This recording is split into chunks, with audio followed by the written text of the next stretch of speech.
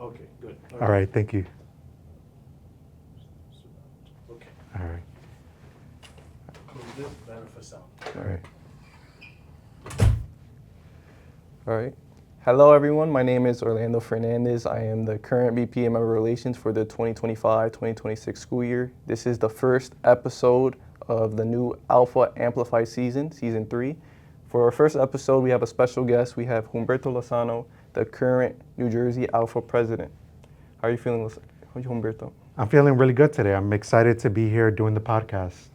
Yeah, so we had a couple conversations coming into the building, a couple good ones as well. Mhm. You discussed how you live in the area and how it made your commute easier. Yeah. So living in Charlotte, right? I do come to Jersey to visit my family, do Alpha events as well. But my parents actually stay in Kearney, which is maybe a 10-minute drive from here. So whenever I come, I stay with them. So it was a very easy commute. Yeah, I'm from Trenton, New Jersey, so the commute here is always an experience, especially with certain drivers. Yeah. Yeah. So let me ask you this: who are the better drivers, Trent drivers or Nori drivers? The thing is, there's not that much drivers in Trenton, so it cancels out. That's But pretty funny.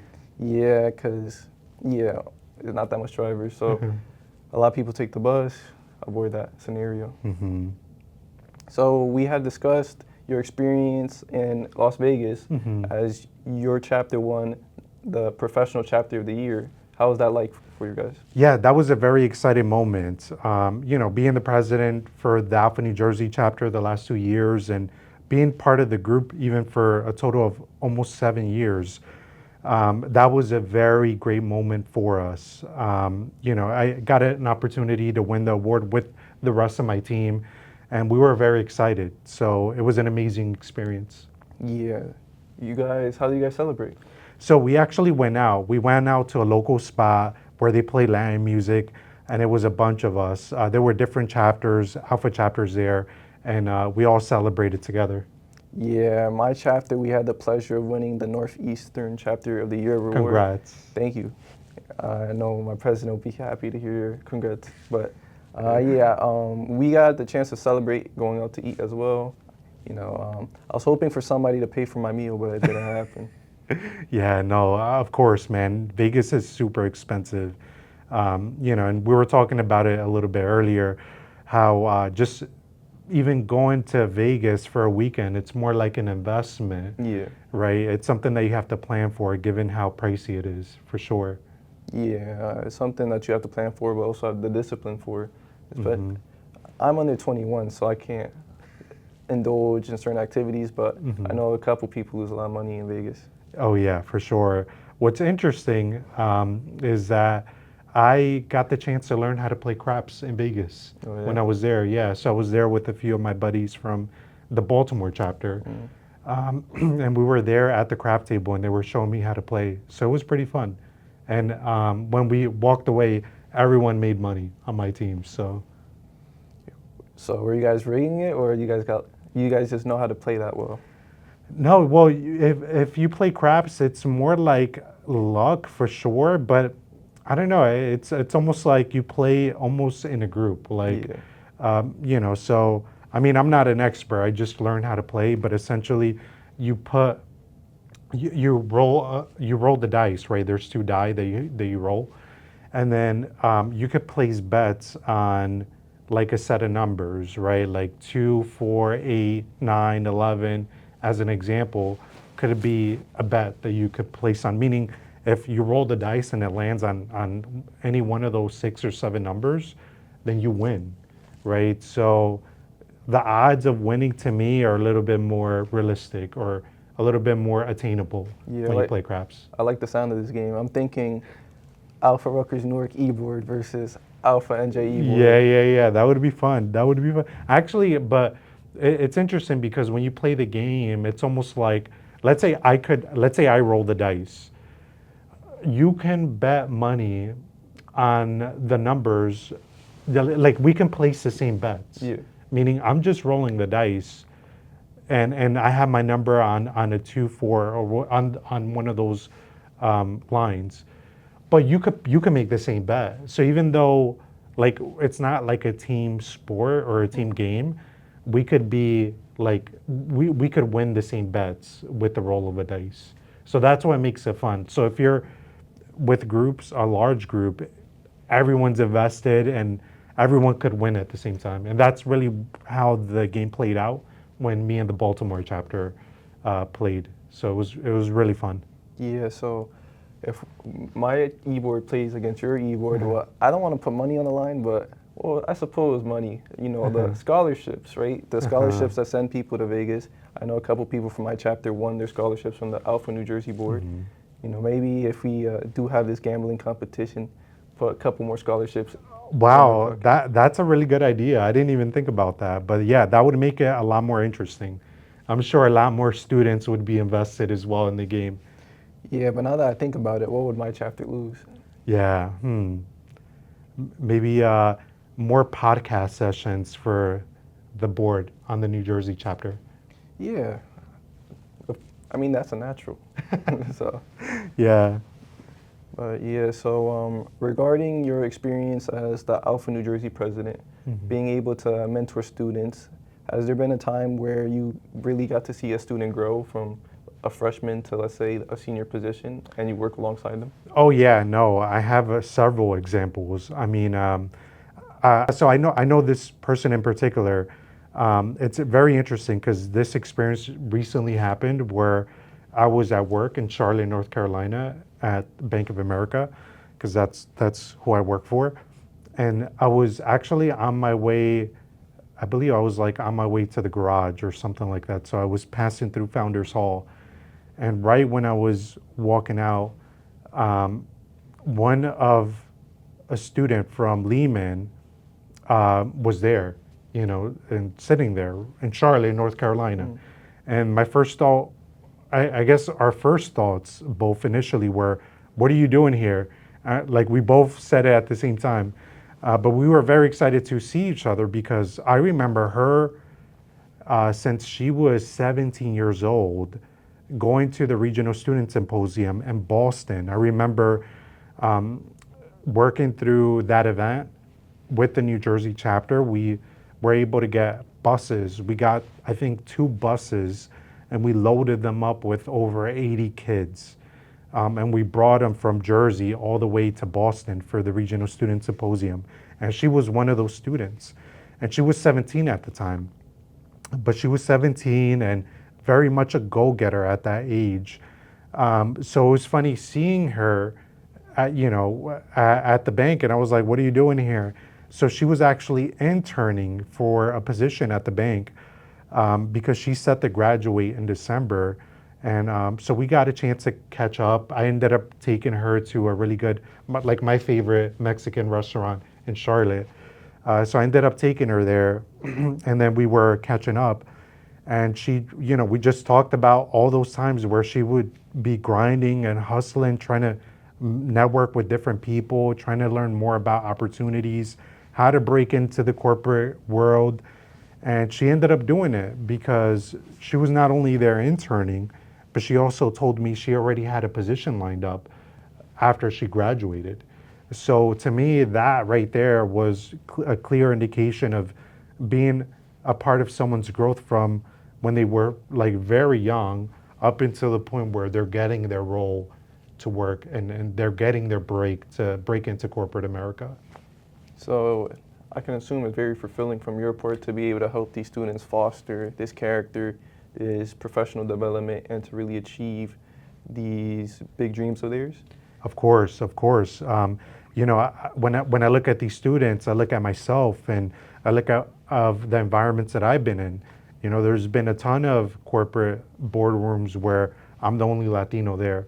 And I think now it's getting a lot better. I am seeing a lot more diversity. Not only at the bank, but many companies are, they're regenerating their workforce with a lot of diverse talents.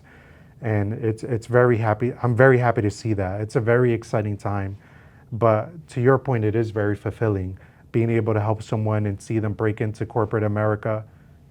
Yeah. So being the VP in Bank of America and being the president of Alpha New Jersey, how does that time allocation look like in order to not only have time for all your responsibilities, but for yourself?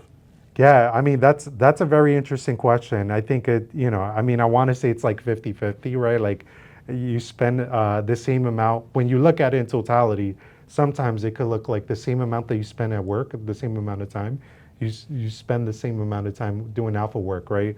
Especially when I know we were talking earlier. Yeah. You said you had what, like 4 events this week? Yeah, we had 4 events this week. Like that to me is insane, and I'm sure like it's more than just putting the event, right? There's countless calls that add up to the execution of that event. There's different partners that you have to work with to be able to execute those events. You know, you have to secure the venue, you have to work with different vendors. So it does end up taking a lot of time, but I also do think that based on how I set up my lifestyle, making alpha a part of that, it makes it a whole lot easier. So when I do get on calls and do alpha work, it really doesn't seem like work. It seems like I'm working with a bunch of friends that want to create an impact in the community. And when I look at it like that, it's time flies by. Yeah, so one thing that I recognize from what you were saying is how there's different steps to creating these events, and that is true. But when you put them out step by step, I thought of all the different people on my board that do the different steps, because we all have different roles and different positions that require us to do different things. So it made me think that the importance of having a good circle around you. I'm sure that you're very proud of your team and those who are. Oh yeah, actually, you right now, that was a gem what you said right now, and I think that has to be like really looked at, because that what you just said right now ties into the bigger picture, which is you are who you surround yourself with, right? So when I talked about creating alpha and making that a lifestyle, that's exactly what I did. So my best friends are in alpha, even my girlfriend. I met my girlfriend through alpha. So because my best friends are in alpha, my girlfriend's in alpha, and a lot of the close people that I'm with are in alpha. It makes the whole experience a lot easier. And you're right, spending all that time. I mean, you're either gonna build very strong bonds with the folks that you're with, and even create a family, or you're just going to be very familiar with their tendencies. Either way, because you're going to end up spending a lot of time together. And I think when you're in a group and you make it a point to live life with a sense of purpose of giving back, you're going to be very productive, and there's going to be a lot of positive outcomes because of it. Yeah, so I know from my position what we try to do on my chapter, but I wanted to ask what does a good day look like for the Alpha New Jersey versus what is some things that you guys wish you guys could like hit more on the nail on the head? Yeah, I would say the perfect day is actually the day of our events. And it's funny because I know if any Alpha New Jersey people see this, right, they're gonna start laughing. But I do think it's true. I think the perfect day is the day of our events, because I feel like my team, we do the best events in all of Alpha. My team is just very dedicated to our execution, getting decorations for the event, bring in solid speakers, bring in speakers that know how to address the audience, educating the speakers on what the audience wants to know. Like when we create events for students, we challenge the speakers. Actually, a lot of times they want to come up with topics, and it's not uncommon for us to say, can you go back and rework that topic to make sure that our students are getting the best quality of content that they can get to develop. So a lot of time and effort is spent on the planning to get the execution done. But once the execution happens, to me, it's like magic. It's like you go to an event, and although if you're behind the scenes, you see a lot of the nuances, but whenever I speak to anyone attending our events, I mean, they're just like, man, this is the best Alpha event I've ever been to. this is the best Women of Alpha event I've ever been to. This is the greatest student symposium. I mean, we recently did the RSS, right, back in March, and it was the biggest RSS the Alpha had, right? We had, over 350 attendees, Yeah, I was right? part of that. Yeah, so that was amazing, right? So I think the best days for us are always the days of our events, because I do think we hands down put together the best events. Yeah, so as a professional, you were speaking on how you guys kind of coach the person that is speaking to speak to the students. Uh-huh. I know that requires PR training, but I feel like in the business world, it is very serious at the same time. There's always serious topics, things that sometimes people don't want to discuss. How do you guys push students with, how do you guys push students while also keeping that hope alive within them? Yeah, so the way I look at it, it's almost like even the whole premise on imposter syndrome, right? Like I feel when you have imposter syndrome, you think that you going to work is like this big ordeal, where you have to be somebody else, like you have to Yeah. live up to a certain character. And I disagree with that idea, because I think at the end of the day, we're all people, right? And I think if you have that perspective, right, it's all about just keeping it real and being authentic. And that authenticity factor is something that we all strive for. Like if you were going to Best Buy to buy a camera, Yeah. and you felt like the salesman was trying to upsell you and they were trying to portray like to be this technology wizard, saying all these fancy words, talking about, different technologies on the Yeah. camera that are super advanced. Like anamorphic lens. Yeah, yeah, all exactly. that What, stuff. what would your reaction be? I'd be confused, but I might be impressed. But Yeah. at the same time, I would be concerned. Yeah, Because it's like, why are you trying to make me buy the most expensive item? exactly, right? And why are you trying so hard, right? Just be authentic. Like, this is what I'm looking for. This is what I want to use it for. So based off of that, what's your recommendation and why? Like, that's really what you want to, the answer you want to get. And I feel like whenever we work, whether it's our jobs or with different people, that's really the goal is to really find out what's the reason why I'm doing this? Like, what's the reason why we're putting the event together? Well, the event is really for the students. And because of that, we want the content to align with the vision that we have for the programming. And I think when you break it down in that way, and when you can be authentic and just be real and be very straightforward, I think people respect it, even if it's like, oh, we want you to go back and change it, or we want you to go back and rework this, or rethink the way you want to deliver this. So it becomes a very easy conversation. Yeah, how does that authenticity translate from going like a professional that was a part of the Alpha New Jersey board to being the Alpha New Jersey president? Did you feel more comfortable being authentic, or did you feel like you have to work for it? No, I had to work at it. I had to do personal development to be able to even speak the way I'm speaking to you right now. Because if this was me, like I would say like 7 years ago before I got involved with Alpha, I mean, the same way I gave you that example of like the salesman saying all these fancy words, I would probably be doing that right now too. Yeah. Because I do think for authenticity, at least for me, I had to work at it to be able to understand it. And I feel that authenticity journey for everyone, it looks a little bit different. For me, it was really understanding who I am, where I'm from, what am I most proud of, what are some of my insecurities, right? Because I think when you try to when you try to pretend to be someone, there's some level of insecurity that's happening. So really, it's going through the journey of addressing that, and then at the end of the day, being able to look at yourself through a mirror, going through that experience helped me get to where I am today, which means being more authentic. Yeah. So I'm not sure. Are you into philosophy? I am. Yeah. So I have the pleasure of dorming with the secretary on my board. So before or at night, we tend to have like philosophical discussions about like self-actualization, becoming the best version of yourself, and different fallacies. And what type of ideologies do you carry with you on the board that you like to share with others?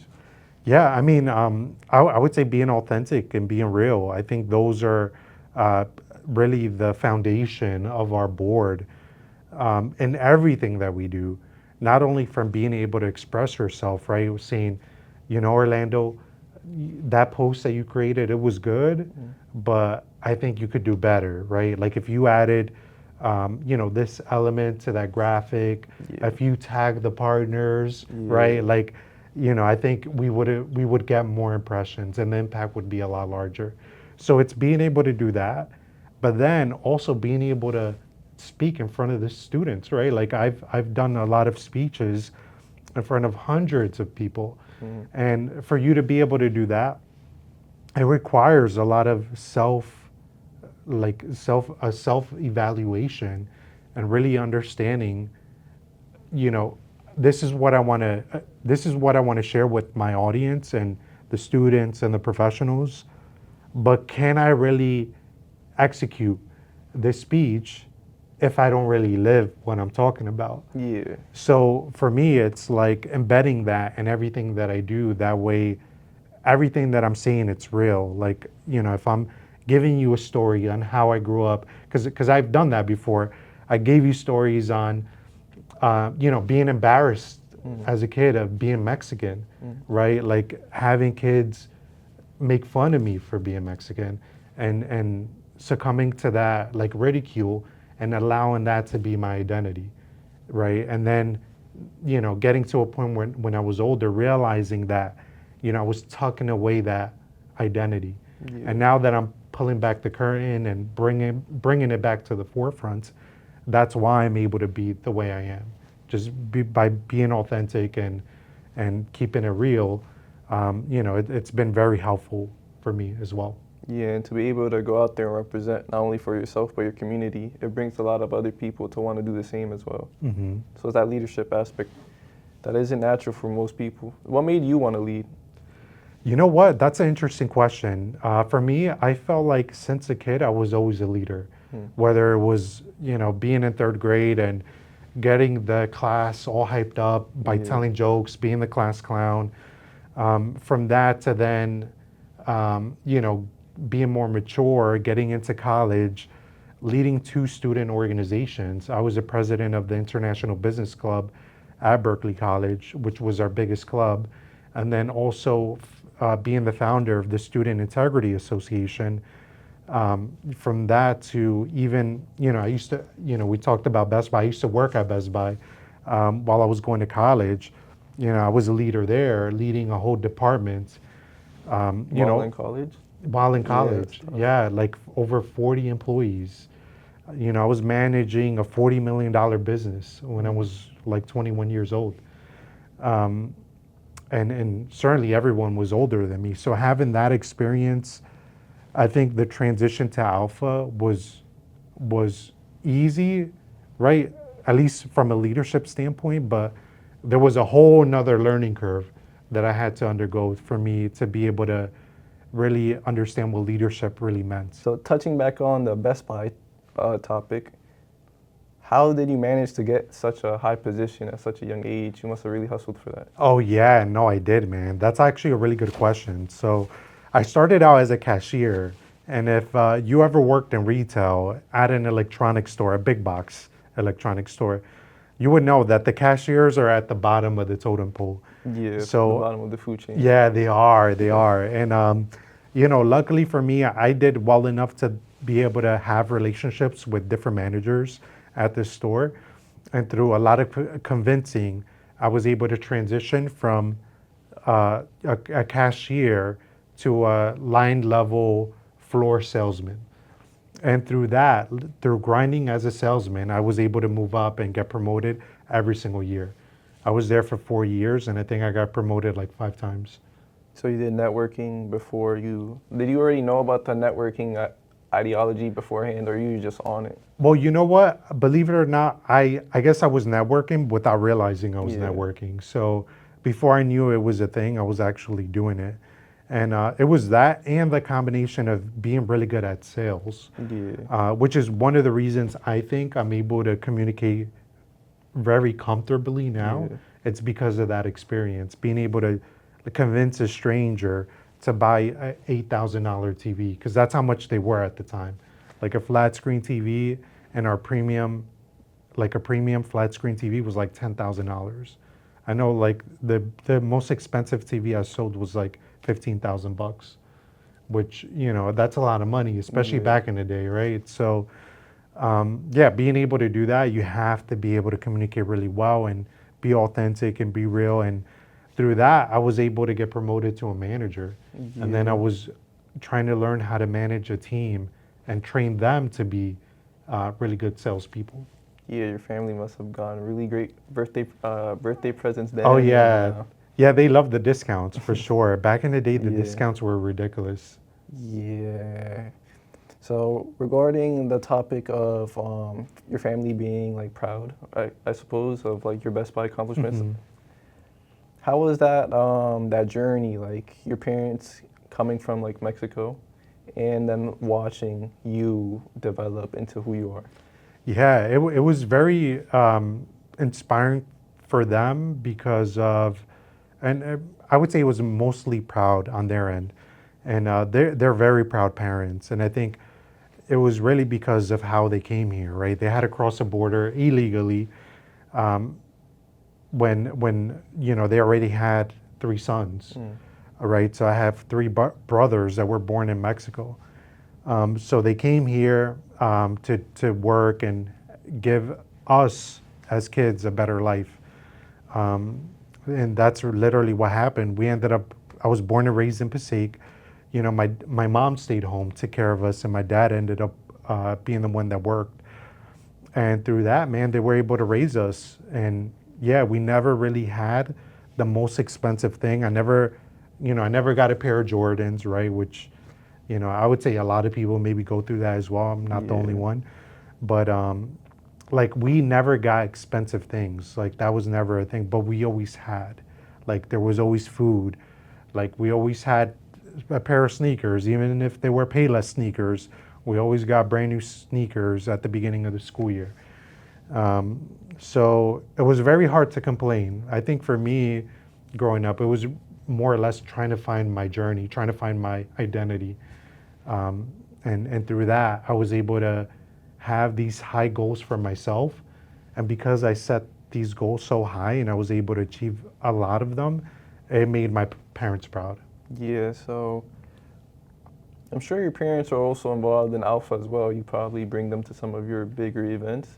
So how proud, or I'm sure like it's very fulfilling to be a part of that type of like environment where you could integrate multiple different groups of people. Like you have professional students, family members that might have never gotten to see those rooms or those companies and have those like that I guess the vision.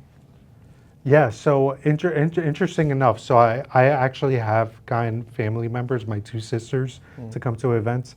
My parents have yet to come to an event, but that's certainly a goal before I leave as president. So hopefully both my parents could be at the gala.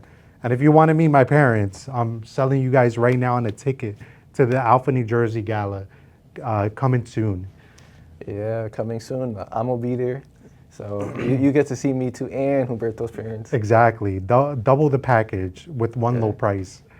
But but yeah, getting back to that, I mean, you know, and I think you see it also with your chapter, right? It's like when you get together, it's like family as Yeah. well, without them really being your family. So all the experiences with our events are that type of environment where you could bring your sister, you could bring, you know, your spouse, your significant other. There's a ton of non-official Alpha board members through the relationships of our board. Uh, So Due to association. exactly, yeah, Yeah. yeah. So every time we come together, you know, different people converge, and it's just one big family event. Yeah. Speaking of like Alpha and Familia, it's huge because like for example like as you mentioned earlier, my chapter does a lot of events, so we got 4 this week, and we got some more coming next week. And then I talked on the phone with my parents. They're like, "Oh wow, you guys are really working hard." Like, they understand it, at the same time they don't understand it, because it's like they understand that I'm working with these corporate companies, but like, for example, like I say the big 4, what does that mean? They know Bank of America because it's a bank, but it's very, I would say, very like surreal to be able to say I'm doing all of this stuff that I guess for them is like hard to imagine. Yeah, I'm sure. I mean, but it's interesting, right? Because, you know, going back to what you said about your parents being proud, I'm sure they're proud of you, and Yeah. you know, by bringing them around, you're giving them a glimpse of what you do. Because for me, I mean, my parents see me dress up like that alone. They're like, you know, wow, like you look Yeah. really sharp, and you know, they enjoy that. So, you know, I think exposing them to what we do for them, you know, it's very fulfilling for them. Yeah.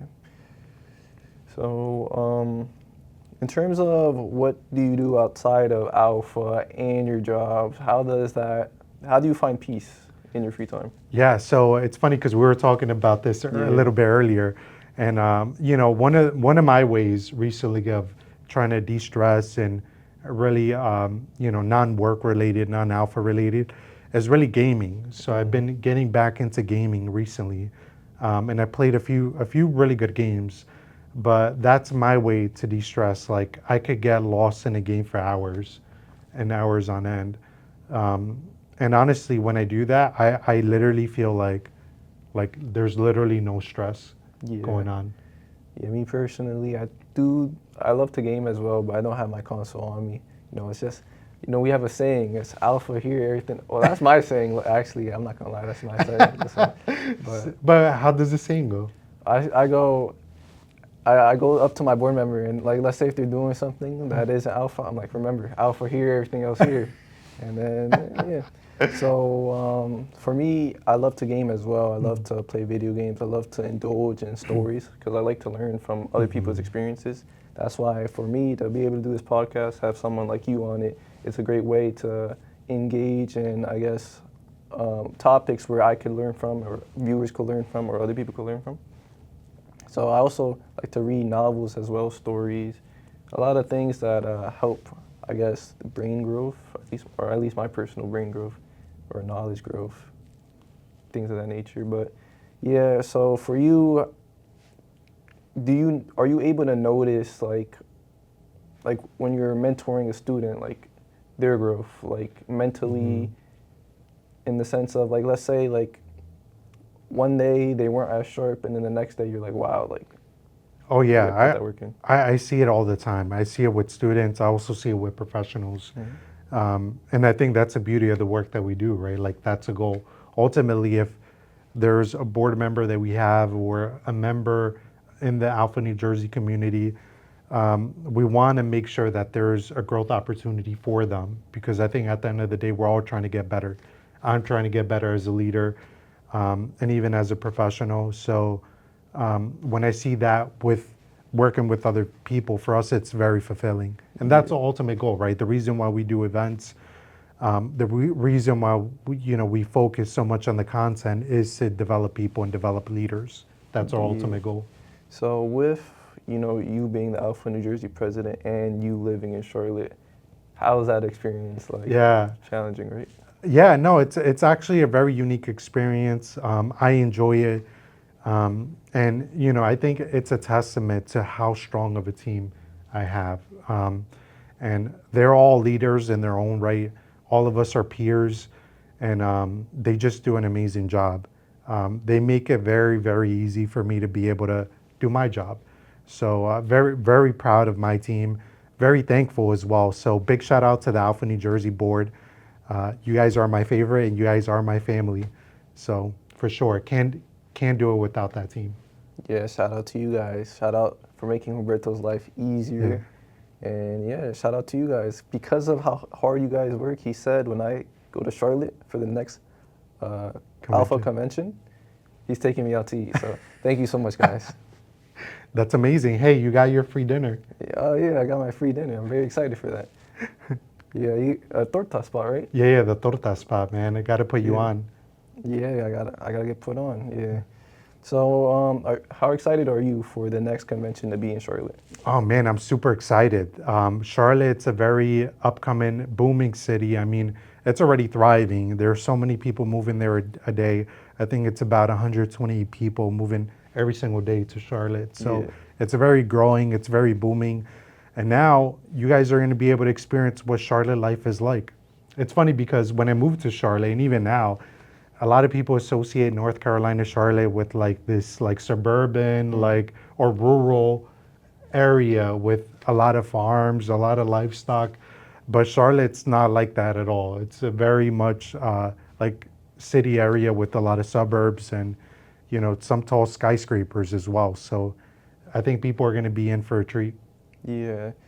I'm from Trenton, New Jersey, so I get that a lot too. I get that a lot, like, oh, you live in a nice neighborhood. Trenton is so great. I'm like, yeah, way better than Newark. That's funny. Are you from Newark? No, so I'm from Passaic. Yeah, Yeah. you're from Passaic. I'm from Passaic, but I do have a property here in Newark that I maintain. So, how is that also like maintaining that property? Do you have to come fly in to check on it? Oh yeah. Like this trip, I mean, I did some work at my property as well. So for sure, no, like I'm always there doing work, and it's a three-family home, so I have three tenants in there, and right, you have to be able to maintain the property for them to have a really good experience, Yeah. right? So you have a lot of siblings. I know that. Mhm. Have you?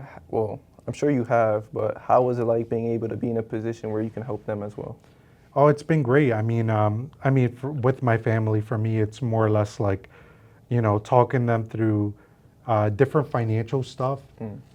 Because I think for me, being being an accounting major, having a 15 plus career in finance, people look at me as like the numbers guy. Like, you could talk to him about money. So, I'm always there trying to help out my family, and I'm glad to be a really good resource to them. Yeah. So this year, I know for our chapter we have a lot of incoming freshmen, a lot of go-getters, and I know there's a couple of them that are also confused or conflicted on what they should major in terms of business. You've been in finance for 15 years, so what would your push on that be? Oh yeah, I recommend accounting and finance for sure because there's, for me, it's done a lot for me. Like from a personal standpoint, being able to get where I am today, I have a lot of financial flexibility because of my career. I get paid a really good salary, and I work with really smart people. So even at work, I'm constantly learning from others and getting better. And I think ultimately, right, as a person that wants to join the workforce, you would want to have those things, be able to be in an environment with people that are going to challenge the way you think, make you get better, and also institutions or companies that can provide really good learning platforms for you to grow and succeed. And I think where I'm at in my career, that's exactly what I have now.